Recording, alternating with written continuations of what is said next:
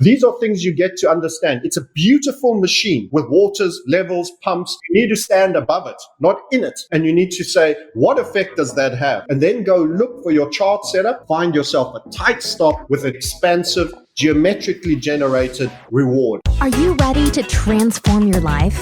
This is a no-nonsense show helping immigrants like you create generational wealth, even while working full-time. Get ready to take notes. Here's your host, Saket Jain. Migrate to Wealth listeners, if you want to manage real estate, maybe you're ready for a lifestyle change. By selling your real estate, of course, you may have to pay substantial capital gain taxes. One option that may help solve this is to learn about doing a 1031 tax-deferred real estate exchange. Because you may be able to defer all of the capital gain taxes, and you could even exchange into a replacement property that may allow you to get rid of all of the headaches involved with being an active landlord. Ray DeWitt is a managing director with Bantanger Financial Services, and his goal is to help you understand all the rules associated with the 1031 exchanges. To learn more, visit their website at bantangerfinancial.com and browse the library of education material. Please be sure to see the disclosures and show notes. Welcome back, Migrate to Wealth listeners. Today, we're going to be talking to a guest who's pretty non-traditional for us. His name is Francis Hunt. Francis, the originator of the Hunt Volatility Funnel trading methodology. A lot of good words there, but essentially he's a teacher. He's a technical analyst, has a YouTube channel, The Market Sniper, and a lot of other good things.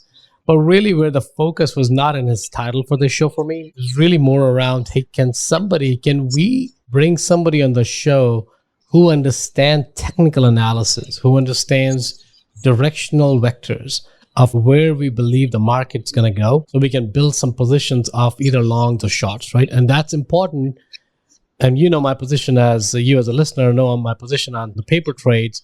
I'm not a big fan of myself, but that does not mean there is not a lot of insight into it on how you're doing the trading. Now, I'm not going to say to anyone do the trading or not do the trading, but I want to make sure I can give you a lens of how to watch this show, which is going to be more around how can you take these technical signals and what's happening in the economy to interpret, to build your thesis around whatever asset class you're in. If you're in stocks, great. If you're on paper assets, great. If you're in commodities, good. If you're in non-traditional assets, even better. Wherever you are, there will be signals that the trends are going to give you. So that's the angle.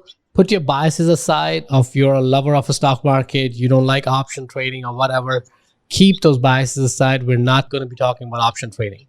We're going to be talking about how to find signals that gives us a trigger of what to do with our asset class and build our thesis around it. With that, Francis, welcome to the show, buddy. How are you? I'm doing great. Thank you for having me on.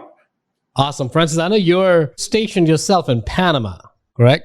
Correct, yes. Awesome. Well, thank you again for dialing in. This has been great. So, Francis, we always start our show with helping us understand when you hear the term migrate to wealth, what did that mean to you? And has that changed since the time we got connected to now you're on the show? It does actually. I mean, I suppose what you'd call a white migrant. I was born in Southern Africa. I left South Africa at a point where things were looking a little bit precarious.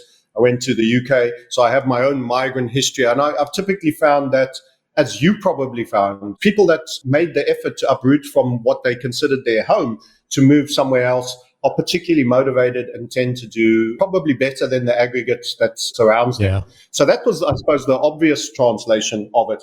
A more esoteric take, which gets a little bit closer into what I've done and why people should care to listen potentially to this particular podcast, is that I see a duality in the world of what gets spoken of and what actually is being done. And I'm seeing a greater divergence, in fact, in terms of real truth and narrative. And when you talk about migrate to wealth, what I've learned, and one of the key attributes that I have, and I suppose if you ask what's your special skill, they always ask, what's your superpower? What's your special skill? My special skill is actually in chart reading. And I'm here to give your guys an insight as to why that particular skill can indeed be very, very useful. Because when you have real markets, what people say and what they do and express in the markets have quite a big difference. And as I've repeated, that divergence is getting bigger, in my opinion. So by following the footsteps in the sand, you are following the money. How many times have you heard somebody say, where's the truth? Just follow the money. Well, the best way to do that is charts. There's a certain number of ways that particular chart formations occur. that tend to lead to higher probability of possible future outcomes. When you get a certain structure or a setup, so many people might have heard of a head and shoulders, so it's probably the first pattern that is learned. You might be looking at a cyclical reversal. That is one very simple adage of an example of where it might not be a good time to wade into stocks. It might not be a good time to wade into your favorite equities or to tech or any high risk on environments if there is to be that head and shoulder reversal. Of course, you also get reversals on the downside out. So that's an example. What have we done with our skill set that makes us worth listening to? So prior to the events of March 2020, during the entire 2019, the second half, from August, we were warning that there was a likelihood that you were going to have a single-digit number trade on oil. And that hadn't happened in 35 years. And that came from a technical prowess. In short, I wasn't narrative-driven. I couldn't tell you how or why that would happen. I said, the headlines will explain it later, the news before the news, but we are seeing this. And ironically, there's a big Carnival, is a big liner company that does, the pensioners go for their cruise to the Caribbean from Britain. They use a brand like P&O, etc. We were very short Carnival as well. So we were sellers of different things. And we're saying something's coming that's going to see a liner company whose one of its biggest costs is oil, and oil both crash.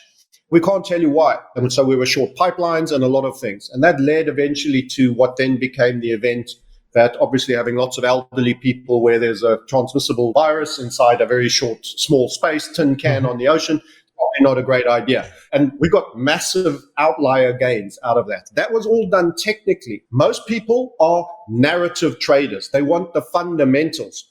So they get the story, this has happened, America's slowing, the interest rates have gone up, the stock market is eventually going to sell off now because the market's been pricing in cuts, but eventually, as is shown historically, normally once you start cutting, the market actually starts crashing because that's the confirmation of real problems.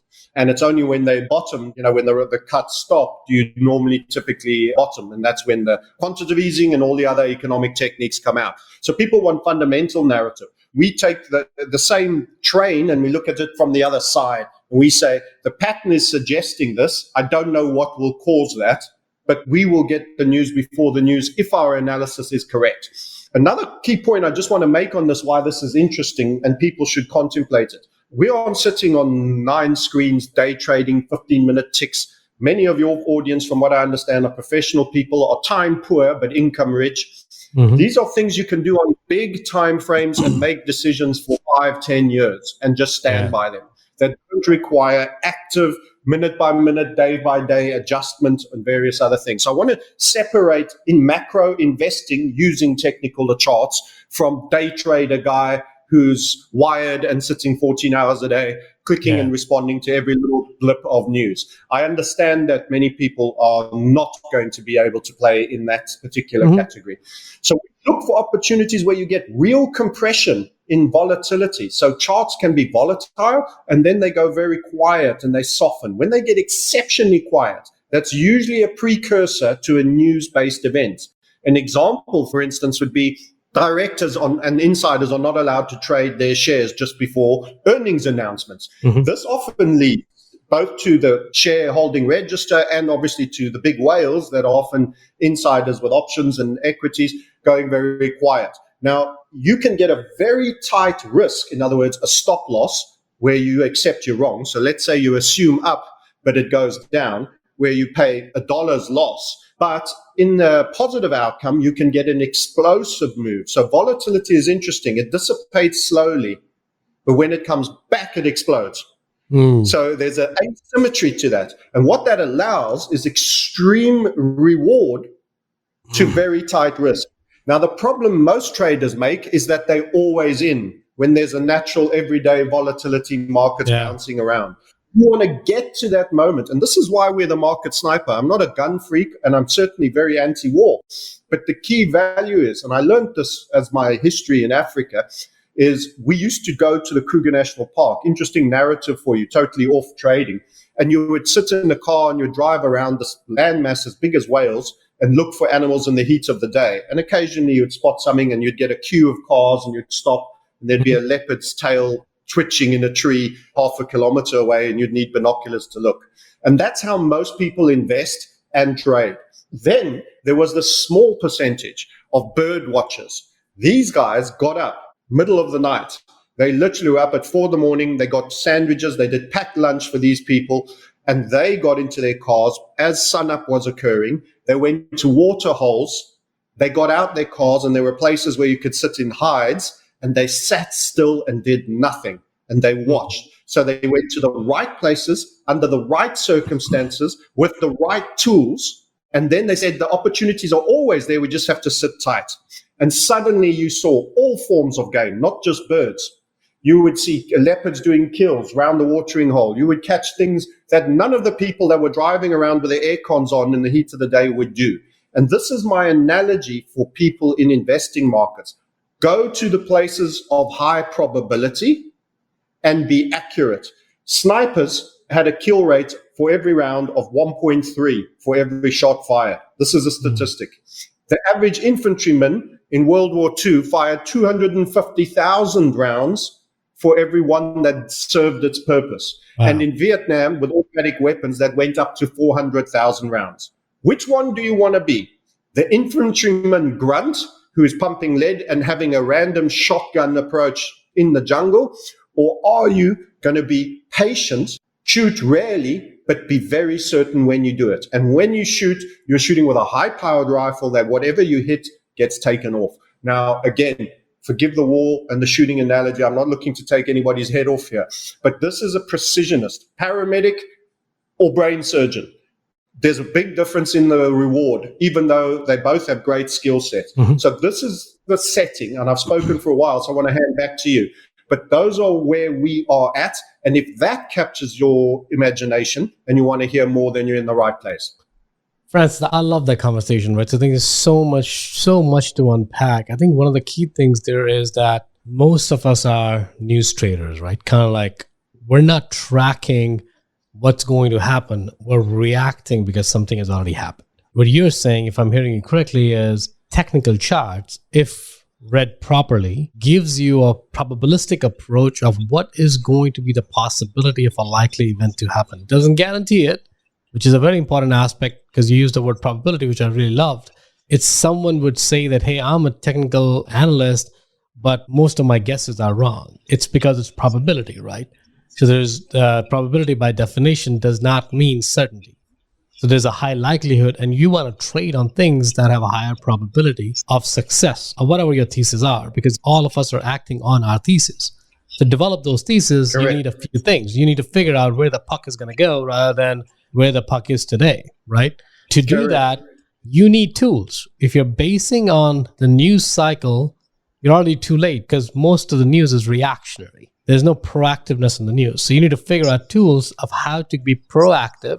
And these charts are one of several ways that can enable you with that analysis. Is that a correct interpretation, Francis? Absolutely. And I actually, on the mention, people are momentum chasers.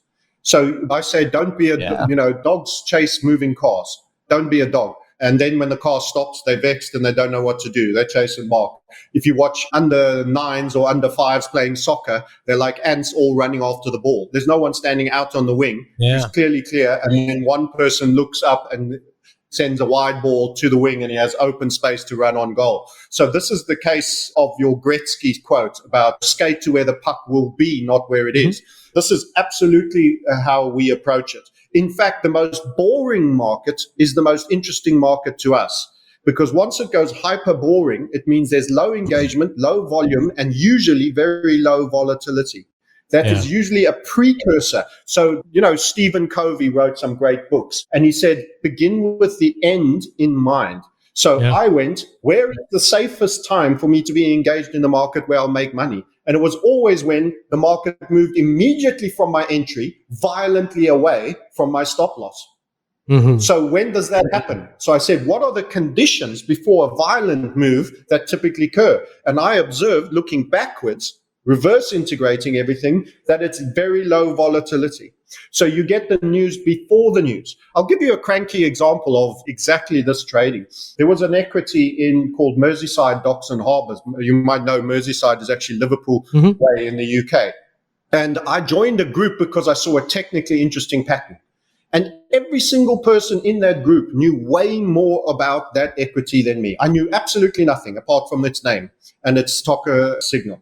And I had a setup, and I said, I just put a one-liner. I like this. I think it's going to go to here. We have geometry dictated by the market participants. Remember, as they overreact in one way, they underreact by a similar degree. So there is a natural geometry. It's the same as watching birds flying in the sky that are, in a flock, right, silhouette to the left and to the right.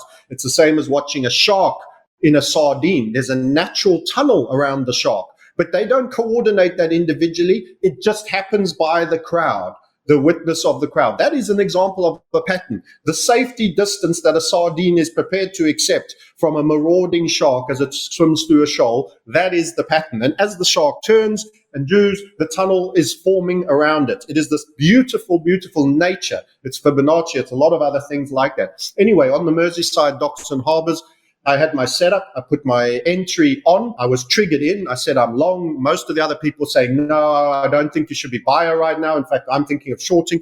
I just mentioned what I was doing. They all knew who the CEO was, what the bad news was, what everything was coming out.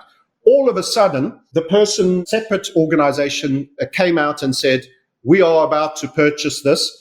And we're looking, and the market's opinion was a fair purchase price would be this. So it was an M&A situation. And this happens often. I call it the forensic detective methodology because I get bounced into M&A or events before the event has occurred. It smashed its way straight up to my target, and there was a gap. So all these professionals who knew of this equity, who knew way more about it, couldn't enter anymore, and it made it straight to my target, and I was now already out. Then what happened is they went into a negotiation stage. It hung around at my target level, but started to drift. The whole thing fell apart, and it collapsed well below where it was before. So essentially, I made about an 8:1 risk-reward trade on a merger and acquisition that never occurred.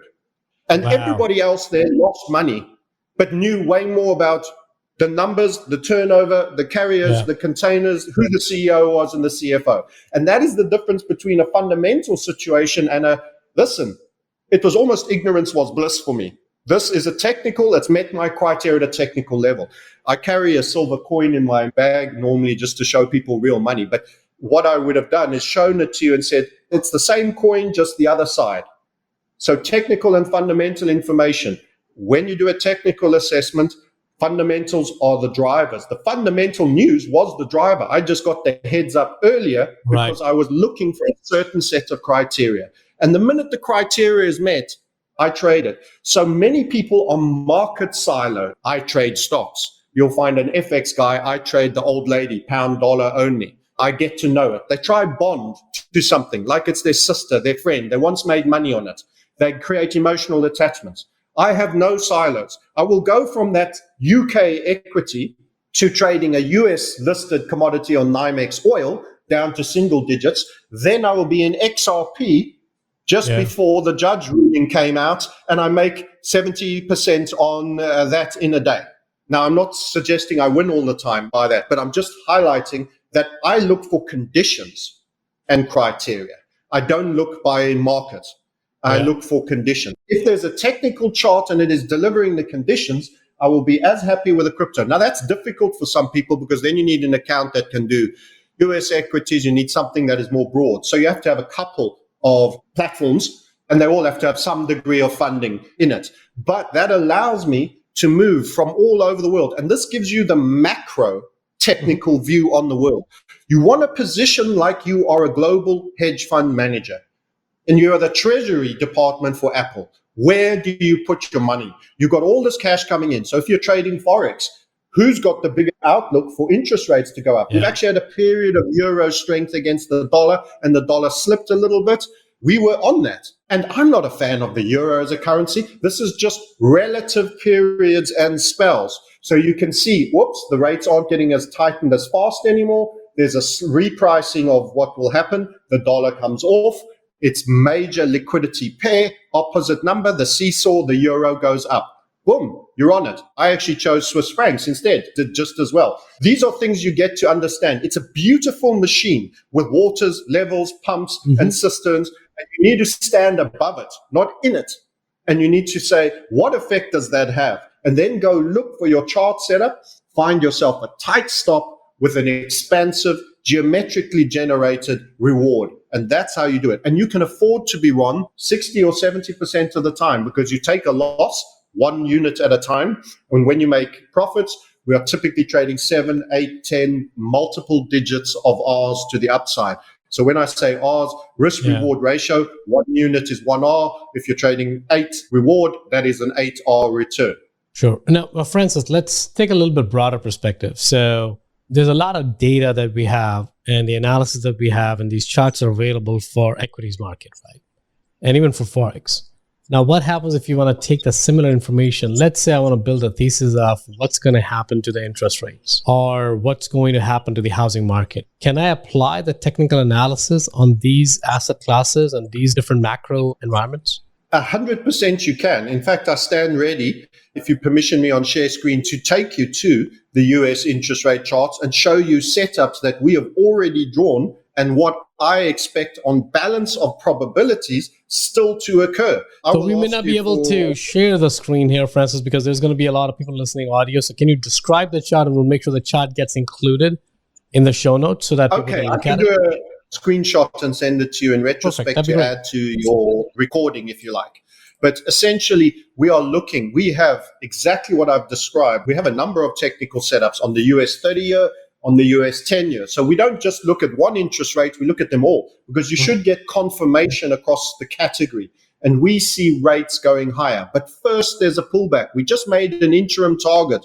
We had payroll numbers come out Friday last week. We just made an interim target on that, and you're getting a little bit of a pullback on interest rates. What does that mean? The dollar gets a little bit softer, but our suspicion is you're going to go up to 4.75 on the 30-year, and we actually think we're going to hit 5 close. You're going to go up to the point of 5 on the 10-year in the medium long, so term time frame. So that's not tomorrow, that's not next week, but over the course of 6 weeks, possibly to 6 months in that period. And I think well within the 6-month period. So there's going to be a further push up in interest rates. So you need to think, what is that going to do for my stock market situation? And is it going to be because the economy is strong? And I'm here to say to you, overall, no, because we have charts that have also shown us, is the economy strong? Yeah. And I shared these on our Twitter feed, our palladium chart. Palladium is a precious industrial metal. And every time it's turned down, it gets used in catalytic converters, for example, which is exhaust parts of modern cars. At one of its biggest commercial uses. Every time it turns down the rate and the level that it is turned down now, you are in a recession, literally for the last 30 years. So you are recessionary. So why would rates go up in a recessionary environment? Because debt is in trouble. There's too much of it and it needs to devalue. It's like grains on the sand at the beach. I can bring you buckets of it every morning and dump it on your doorstep. You're going to say, hey, I don't want this. I'm not giving you any money for that. Take it away. There's too much debt. Yeah. And what you might have noticed on the US, so now I'm talking fundamentally, is that you went from 89 billion a month ago to almost 300 billion in a single month in trade deficit. So that means, my apologies, in funding deficit. That means you're spending, your income has dropped in tax take, but your costs, especially interest rate charges on your debt, which is going up, has gone up substantially. Where does the money come for that shortfall? They create new money. They borrow new money into existence. This is absolutely Ponzi-nomics. So what actually happens is the currency needs to devalue and the debt needs to devalue. And they take turns, those pressure valves, to release this ever-building pressure in this canister that is unsustainable, which is growing in pressure. And you have to keep releasing it, otherwise this thing explodes. That's your reset. The bad news is my assessment is it explodes anyway. However, to extend and pretend a little longer, you've got to keep releasing. So what actually happens is we may have a spike in interest rates. People should be very concerned that are on debt, especially if they don't have fixed rate deals. Francis, repeat that last phrase one more time. Sure. So anyone listening to this program right now, if you have debt on a property or a premises, you're a dentist, etc., and it is on a variable rate particularly, although, as I say, banks can, if it gets extreme circumstances, even potentially weasel out of fixed terms, but you will be in deep, deep trouble because the possibility of an interest rate spike, which is the devaluation of that debt, is very high. As an outlier event, if it goes from being 0.01 to being 5%, it's still not necessarily a certainty at 5%, but it's got 100 or 200 times more likely. So this is what I'm warning. And you're talking to the guy that said single digit oil when you hadn't done that in 35 years. That's an extreme event to do that, but it happened. So interest rate spikes are going to be a problem. And that's going to bring a lot of currency volatility. Francis, let's go back to that. I know a lot of people are going to be interested in what's happening in the debt markets, what's happening in the capital markets in general. So when we look at that, from when you look at the charts, what's one chart you're looking at that tells you a lot of insight? Are you looking at the CPI? You're looking at the unemployment index? You're looking at the interest rate, the debt? What are you looking at to build these theses? I know you're looking at multiple charts, but if you had to pick one chart, what would be the most powerful chart? Yeah, it's hard to bring it down just to one. But when you're talking about the debt, I look at the 30 and the 10-year yield. But I will also add... And when you say 30 and 10-year, you're looking at 10-year treasuries yield, right? Treasury, US Treasury debt. So first of all, the biggest nation in the world, the biggest economy. So a couple of principles. What happens there happens for the world to a larger degree. The whole Wall Street sneezes up, the rest of the world catches flu. Now that is diminishing, but it's still valid. So what happens is their debt markets are the most important in terms of global health. So I'm not talking this because I'm American-centric and I'm sitting in Panama now. You know, I'm a South African who's lived in the UK. I care for the whole world, not just the US, but it is the dominant player. So I talk about God markets. The God market of fiat is the dollar.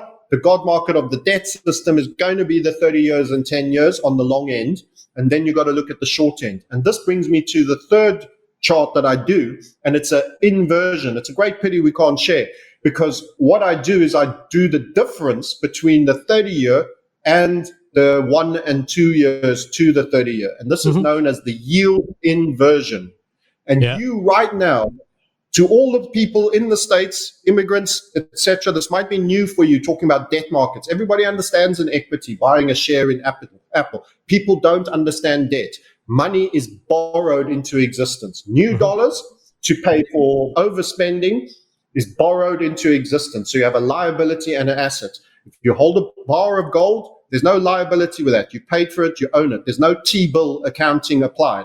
In the debt markets, there is. So what happens is they need new money and they're creating ever more borrowing. But because the higher interest rates are seeing interest payments go up, they need to borrow more because they're spending more on their interest payments. It has now surpassed the military-industrial complex defense budget, which is 10 times most of the rest of the world as well, by the way, with a big slush fund, I suspect, attached to the back of it. But anyway, we won't get into the weeds there. So the whole concept, conceptually, is there is too much debt. You need to prepare for debt failure. If you have a pension that is invested in bonds, you are in trouble. Debt instruments should be evacuated. Interest rate spikes should be expected, and you should pay all lending off wherever possible for your safety in reset times. I think the last statement was very, very powerful. Let's repeat that one more time, Francis, because I think you're making a prediction, and I want to make sure people don't have to rewind it. Can you repeat that one more time? 100%. Debt is high probability to fail in value to zero. And many people go, oh, that's great. That means my credit card balance gets removed or my mortgage payment isn't going to be paid. Not at all. What happens is you're potentially going to have an interest rate spike, an out of control, disorderly rate spike, which is going to make payments for you nigh impossible to do. It may reach levels cannot afford regardless. And you can be a high net worth individual. But if you've got a couple of million on loan and you get a 20% spike like Volcker era or 14 or 15% spike, you can forget about it. You can quadruple what you're paying today. Is that problem predominantly on the debts that are not fixed interest rates? Because if it's a fixed interest rate, I'm assuming you have a little bit of coverage. You're a little bit protected. But if you'll have coverage for a while until such time as those corporations are going bust because of that, and they've done too much fixed, then they pass the problem to you and they claim force majeure or some other legalese or they are given some out to renege on their terms. So there's a lot of promises that are made that aren't really golden when you need them most. Another example would be the bank deposit guarantee. Oh, yeah. If one or two small banks go bust, they will pass the cost on to the general taxpayer, print up money and make them whole, and sell the skin and the remnants of the last bit of value to JP Morgan at a 30% discount. Sure. If the entire financial system goes bust, it's game over. There's no one who can underwrite that. Yeah. There's no one big enough. The government is too indebted.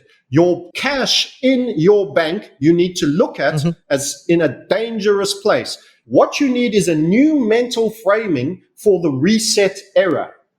What used to carry you during the bull go-go years, mentality-wise, buy the damn dip on bonds, buy the damn dip on equities, is going to transition. You've been trained for 40 years and you've been trained badly. You were trained and you're now optimizing for an era that has gone. The debt market turned after the events of March 2020 with the extremist lowest rate increase that took the whole world being switched off to achieve. There is nothing bigger you can do. Now there's too much of it about, and it goes the other way. Your 40-year bull market in the debt markets is over. And that means disorderly. You aren't going to get a 40-year slow unwind. What happens is, like all things in markets, you take the escalator up and you take the elevator down. And you don't want to be caught in that because it's going to catch you by surprise, especially if you talk, there's guys that are going to be surgeons in your community, dentists, etc. You aren't going to be the first to know the news when you have Lehman Mark II, etc., etc. So my warning is you preempt that. Everything about our trading methodology is forward-looking. You have to live now like you should be with the knowledge 6 months and a year from now. Yeah. You have to see what is coming and be there already. If you understand this conceptually, you understand the concept of prepare. That means you are paired for the pre-event well before the event. That means today because it could be tomorrow. And most people are not prepared. My God, Francis, this was a lot of good information, but a lot of thinking that has gone behind it. I want to be careful in not making this episode too technical because there's so much information rich. I think what I'm going to end up doing is I'm going to probably end up calling you back, Francis, because what I want to do is I want to give people time to digest this information. What I would love to do is maybe work with you on the side to release some of the resources that you have, so people can digest it. And then we'll bring you back as sort of a sequel so that people are a little bit more intelligent about the topics we're talking about. Does that make sense to you? Would that be okay? Absolutely. I have people that's needed to watch certain content 3 or 4 times to grab it. I encourage them to do it. There's no shame in making sure you absorb. Yeah. I'll happily come back 3 more times. We can do it once every 2 months or once a month, even for 3 months. I really want the message to get through because I am messianic about this. I don't care if I earn out of this or not. I'm trying to save people from an inevitability of event. I feel like Noah with his ark. People need to understand conceptually that he prepared for a future event. He had prior knowledge. I am trying to impart prior knowledge so that people can begin that process of preparation. As an immigrant who's worked hard, who's toiled, who's left your home country, you could lose everything. The game is a rig. How do you position that you transition? So I'll give you a final analogy before we sign off. You've got an old rickety iron horse railway. The railway track's getting a bit jittery and flexing a little bit. And there's this brand new, even though you're not aware of it, I am a little bit more, monorail system built alongside it. It's taking you to the same stations, the same everything, but it's partially obscured behind the trees and everything. How do you golden arch all your assets from the old system into the new system without it being crashed and lost when they break the old system? Because when they want to force you into the new system, after a period of parallel running, which is already happening, they will break the old. And that there's more reasons for it to break than I care to mention in any one interview. It's ready to go. So the point is, how ready are you that you don't get set to zero and you climb onto the new monorail system with not a penny in your pocket? My goal is to take your hard work and effort that you've built through all the hard work on the old train and arch it over so that you carry the bulk of it over. And banks' debt are a problem, and you need to think hard about this. Digitization is a problem. You need physical assets. And we can cover more of this in future episodes. We'll probably do that. I think we'll bring you on and you and I can figure that out offline to try and see what we can do, maybe build a series out of it. Because I see the topics that we just covered, we're just scratching the surface right now. And there's so much deeper and so much insights left in there now. Francis, if people were to look into some of the resources that you have or you recommend, what would they be? So in terms of engaging with us and just checking us out, decide if you like us, the Market Sniper YouTube channel is where I do technical assessments talking about the markets. The Crypto Sniper is where I discuss the new world money system that I see them implementing. And there are big profit building opportunities within that as well, despite people's maybe misgivings and this exchange went bang and all of that. There is real opportunity. That's how you can engage to follow and watch us. I'm also on financial Twitter under those two monikers again, at the Market Sniper and at the Crypto Sniper. And if you just want to have a chat with our team straight out, go to themarketsniper.com. Awesome. Well, Francis, I'll have to bring you on again, man, and we'll again talk about it. Maybe do a webinar where we can do screen shares on my Facebook group. Let's have some offline conversation. But thank you again, Francis. We do end up usually with two questions. I think they're still relevant here. The first question, Francis, is going to be, given the amount of volatility you have seen in your life, in your career, especially moving around, bouncing from different places, if you were to distill your life's learning, your life's insight into one insight that you want to share with your 20-year-old self, what would that be? We live in exceptional times. You've been chosen to see this cycle through. And there is a whole new system. The book is closing and a new one is opening. Most people are existing inside a set parentheses. We are in a broken parentheses and we are going to be on the other side. This is your great journey. You've been chosen because you have the skills, the stomach for the dark side of it all, and to see the opportunity that actually is offered by this reset. And to think like the big insiders think and to wealth build. It is a polarizing event that is going to take many of the middle class down into the serfdom area and the smartest of the middle class up into wealth of generational quality. You get to decide. You were chosen to do this obstacle course. Can you execute? That is the big goal. That is what I've prepared for my whole life. You are going to see it happen, and it's not far away. And I aim to help people get through that obstacle course as part of our community and as a team. Francis, great. Next question, buddy. And I think they're all related to each other now that I understand more of what you're speaking about. Where do you feel that humanity as a whole is going to migrate in the next few decades? We're going to see a humbling of the West greatly. What I call the Commonwealth, Northern America axis. There's going to be a stark reduction in wealth per populace there. And there will be an improvement in the Eastern and the Great South area. We're going to see migration of wealth from the one zone to the next zone. There's going to be capital formation around the Middle East and Singapore. And you want to position with the trend. You can choose to swim upstream or downstream. And if you're smart with wealth building, you get way more bang for your buck if you go with the flow of the macro money. So we are very, very geared towards that as a primary wave. Surf with the wave, not against it. Francis, on that note, buddy, thank you again for taking the time. This was very insightful. I learned quite a lot. I learned how to look at the world from a technical perspective. I'm not a technical analyst to begin with, but this was actually very, very helpful. Thank you again for coming on the show and sharing your insights. As we said, we'll bring you on for sure again, but in a way that's more methodical and more thoughtful, maybe doing a webinar and stuff. So the audience, thank you again for listening and staying with us. If you stay till the end, I'm sure your head's hurting. Don't let it hurt too much, because we're going to bring Francis back where we can have more Q&A and stuff, and there'll be live engagement. And I'm thinking the Facebook Live group is probably going to be the best path forward for that. If you have not signed up for our Facebook group so far, please make sure that you sign up using the link in the show notes below. We'll make sure we keep you posted on when Francis is coming back again. Francis, with that note, thank you, buddy. Absolute pleasure. Delighted to help, and I look forward to the next visit. Same here. Take care. If you got value from this episode, you might consider sharing this content with a friend. But most importantly, be sure to take action on what you've learned. One way you can take the next step is to connect directly with Socket on an investor call. That link is waiting for you in the show notes below.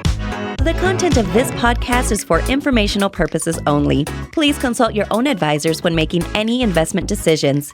Keep listening. We'll see you on the next episode.